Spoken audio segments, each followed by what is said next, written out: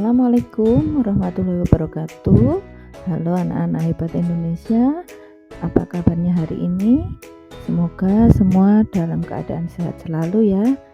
Nah, hari ini kita akan belajar tentang tema 2, persatuan dalam perbedaan, subtema 1, rukun dalam perbedaan, pembelajaran 2. Nah, mari anak-anak kita belajar dengan penuh semangat ya. Baik, berikut ini adalah muatan pelajaran kita pada hari ini. 1. SBDP, 2. Matematika, 3. PPKN. Baik, berikutnya adalah tujuan pembelajaran kita pada hari ini adalah sebagai berikut. Anak-anak bisa membacanya sendiri ya.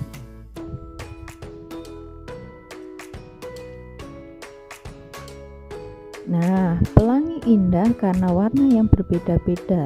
Hidup berbangsa dan bertanah air indah jika kita hidup rukun walaupun berbeda-beda.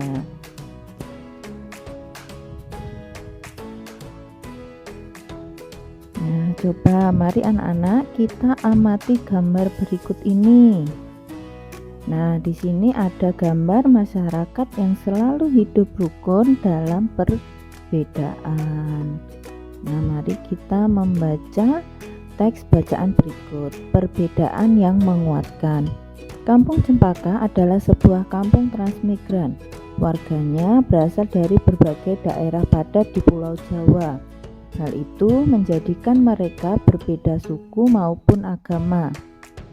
Di Kampung Cempaka hiduplah 5 orang sahabat. Ada Asnah yang berdarah Sunda, Utami dari Banyuwangi, Tony seorang anak etnis Tionghoa yang sebelumnya tinggal di Semarang, Wande dari suku Tengger di Jawa Timur, dan Marta anak seorang pendeta yang dahulu tinggal di Solo. Di Kampung Cempaka rumah mereka bersebelahan dan mereka pergi ke sekolah yang sama. Itu sebabnya mereka sangat akrab. Mereka suka bermain bersama dan sering menghabiskan waktu di rumah satu sama lain. Meskipun berbeda suku, kebersamaan begitu kental terlihat dalam keseharian mereka bersama anak-anak lain di Kampung Cempaka. Mereka setiap akhir minggu berkumpul di balai utama kampung. Biasanya selain berolahraga bersama, mereka juga kerap berkeliling ke rumah warga membantu melakukan apa saja yang dibutuhkan warga. Kadang-kadang mereka membantu warga lanjut usia, sekedar membereskan rumah atau menyiapkan makanan. Sesekali mereka juga membantu orang tua yang sedang bekerja bakti, membersihkan lingkungan. Dari Tony, mereka belajar menari barongsai. Lalu mereka ajarkan tarian itu kepada anak-anak sekampung. Sementara itu, setiap tiba saat panen, Wande dan keluarganya akan sibuk memimpin warga membuat tumpeng gede, yaitu nasi khas dari daerah Tengger yang dibuat untuk mensyukuri berkah Tuhan dalam wujud panen raya. Sikap toleransi yang ditunjukkan kelima sahabat itu memang sekedar berupa hal-hal kecil. Hal kecil dalam keseharian itulah yang mencerminkan kehidupan Bhinneka Tunggal Ika di Kampung Cempaka yang kaya akan perbedaan. Mereka hidup damai berdampingan dan tulus saling menjaga. Nah, perbedaan tidak menghalangi persatuan. Dengan bersatu, kita dapat melakukan banyak hal. Setelah mengamati gambar dan membaca teks bacaan tadi, tulis hal yang kamu ingin ketahui lebih lanjut dalam bentuk pertanyaan. Nah, kalian bisa membuat pertanyaan tentang hidup rukun dalam perbedaan. Kalian bisa bertukar pendapat dengan teman-teman kalian ya. Nah, kalian juga bisa membuat pertanyaan seperti ini. Apa perbedaan yang ada? Ya, perbedaan ini bisa di sekolah ataupun di lingkungan rumah. Kemudian bagaimana menyikapinya dan apa manfaat hidup rukun. Contohnya, apa perbedaan yang ada? Misalnya perbedaan agama. Lalu bagaimana menyikapinya? Nah, dengan cara saling menghargai. Misalnya jika ada teman yang mau beribadah, kita tidak boleh mengganggu. Apa manfaat hidup rukun? Manfaatnya adalah kita bisa bekerja sama, bisa memupuk rasa persaudaraan, dan bisa tercipta persatuan dan kesatuan. Nah, itu tadi adalah manfaat hidup rukun. Semangat persatuan bangsa Indonesia tercermin pada seni budaya lokal. Salah satunya adalah melalui tarian. Banyak tarian daerah Indonesia yang menyerukan persatuan. Baik, setiap tari tradisional terdiri atas penari yang melakukan tarian secara perseorangan, berpasangan atau berkelompok.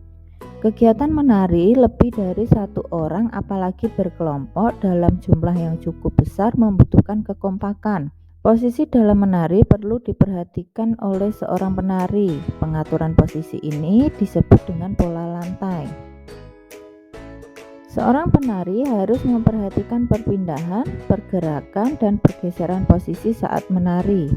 Pola lantai adalah pola dena yang harus dikuasai oleh seorang penari dan berfungsi untuk membuat posisi dalam sebuah ruang gerak. Nah, anak-anak coba perhatikan jenis pola lantai berikut. Yang pertama adalah pola lantai vertikal atau lurus. Nah, tari klasik banyak menggunakan pola lantai vertikal. Penari membentuk garis vertikal, yaitu garis lurus dari depan ke belakang atau sebaliknya. Pola lantai ini memberi kesan sederhana tetapi kuat. Nah, berikut ini adalah contoh-contohnya tarian yang menggunakan pola lantai vertikal.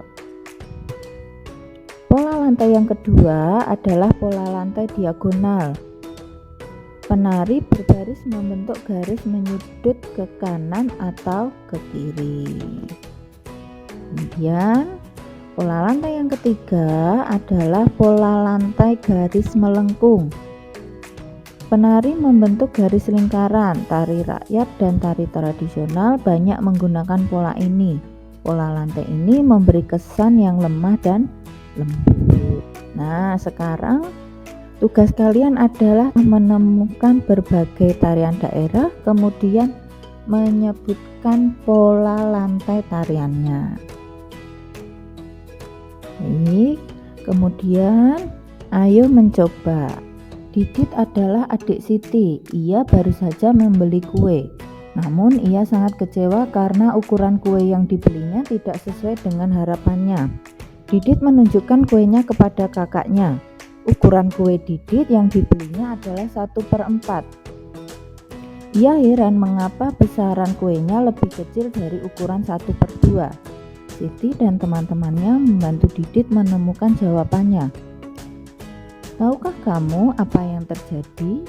Kamu pun bisa membantu Didit. Kamu bisa menggunakan gambar untuk melengkapi jawabanmu.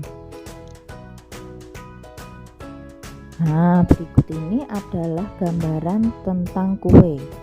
Gambar yang atas ini adalah pecahan 1/2. Jadi ada lingkaran, kita bagi menjadi 2 bagian. Sedangkan gambar yang di bawah itu kita bagi menjadi 4 bagian, 1/4. Dari gambar berikut, anak-anak bisa mengamati dari 1/2 dan 1/4 lebih besar yang 1/2.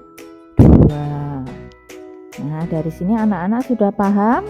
Dari pembelajaran tadi kita sudah belajar tentang manfaat persatuan dalam kehidupan. Yang kedua, kita juga sudah belajar tentang pola lantai. Yang ketiga, kita sudah belajar tentang makna bilangan pecahan. Baik anak-anak, itu tadi tentang pembelajaran kita pada hari ini tentang tema 2, subtema 1, pembelajaran 2. Semoga anak-anak bisa paham tentang materi hari ini ya. Baik, sampai di sini yang dapat Ibu Guru sampaikan. Terima kasih, semoga dapat bermanfaat. Assalamualaikum warahmatullahi wabarakatuh. Sampai jumpa di video pembelajaran selanjutnya.